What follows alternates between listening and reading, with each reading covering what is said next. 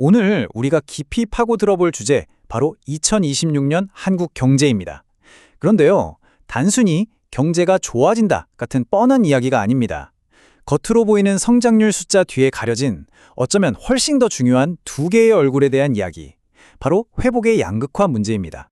오늘 이야기는 이렇게 흘러갑니다. 먼저 좋아 보이기만 하는 경제 지표부터 시작해서 그 바로 뒤에 숨어있는 K자형 양극화의 진짜 모습을 들여다볼 거고요.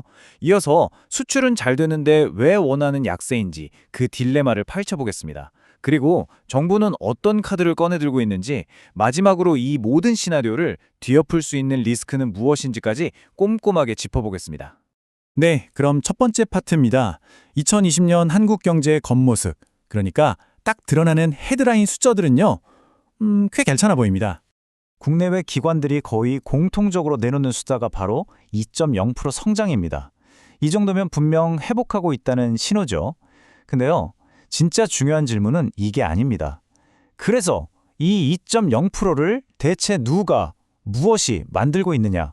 그리고 그 성장의 과실은 다 어디로 흘러가고 있냐? 바로 이겁니다.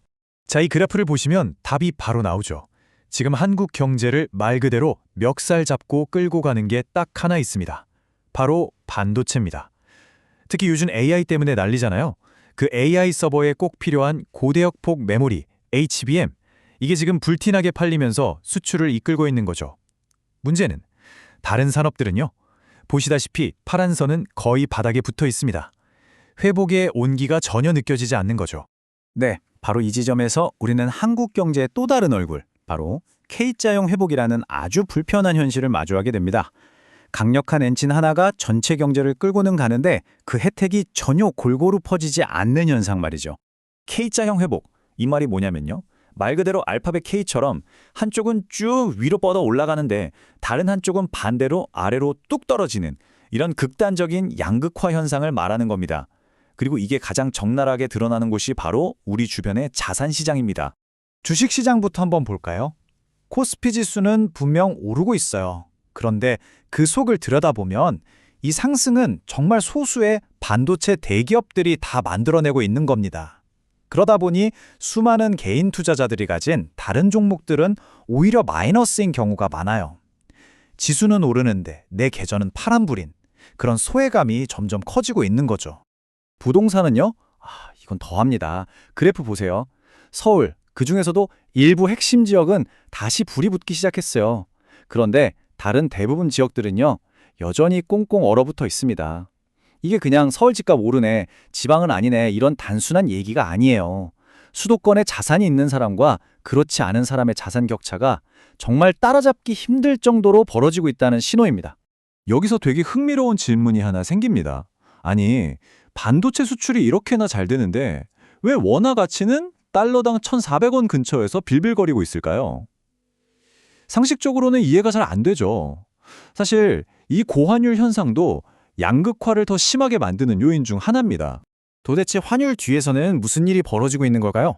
정답은 원화 가치를 둘러싼 몇 가지 거대한 힘들의 줄다리기, 그 속에 숨어 있습니다.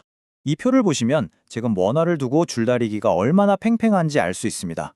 한쪽에선 수출 잘 되니까 원화 가치 올라가야지 하고 당기는데, 반대쪽에서 훨씬 더 센 힘으로 아니야, 내려가 하고 잡아끄는 형국이에요. 그 가장 센 힘이 뭐냐? 바로 미국과의 기준금리 차이입니다. 이자가 훨씬 더 높은 미국 달러로 돈이 쏠리니까 우리 원화가 힘을 못 쓰는 거죠. 자, 이렇게 상황이 복잡하게 돌아가니까 정부도 아주 중요한 정책 방향의 전환을 시도하고 있습니다. 한국 경제의 아주 근본적인 문제, 바로 가계자산이 어디에 묶여 있는가 하는 이 문제를 직접 건드리기 시작한 겁니다. 이 그래프가 바로 그 문제의 핵심을 보여줍니다. 우리나라 가계자산의 거의 절반이 부동산에 묶여 있어요. 이건 다른 선진국들에 비해서도 굉장히 높은 수치인데요. 이렇게 되면 돈의 흐름이 막히고 소비도 잘 안 되고 부동산 시장이 한번 흔들리면 경제 전체가 휘청이는 아주 취약한 구조가 되는 겁니다. 그래서 정부가 꺼내든 카드가 바로 기업 밸류업 프로그램입니다. 핵심은 아주 명확해요. 부동산에만 쏠려있는 이 막대한 가계자금을 주식시장으로 좀 끌어오자는 겁니다. 어떻게? 세금 혜택 같은 당근을 주면서 말이죠.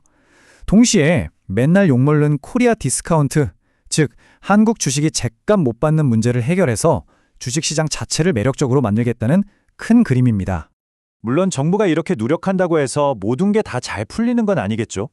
2026년 한국 경제라는 배 앞에는 우리가 정말 조심해야 할 몇 가지 커다란 암초, 즉 리스크들이 버티고 있습니다. 가장 큰 리스크는 역시 반도체겠죠. 지금은 좋지만 이 경기가 언제 꺾일지 아무도 모릅니다. 여기에 우리의 가장 큰 손님인 미국과 중국 경제가 휘청이면 지금의 수출 호조세도 한순간에 물거품이 될 수 있습니다. 그리고 국내에서는 언제 터질지 모르는 시한폭탄 같은 가계부채 문제가 여전히 소비의 발목을 꽉 잡고 있고요.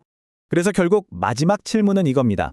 과연 우리 경제는 이 강력한 반도체 엔진이 벌어들인 돈을 골고루 나눠서 이 벌어진 격차를 메울 수 있을까요? 아니면 이대로 K자 모양이 더 굳어져서 정말 두 개의 대한민국이 되어버릴까요? 어쩌면 2026년이 바로 그 갈림길에서는 아주 중요한 한 해가 될지도 모릅니다.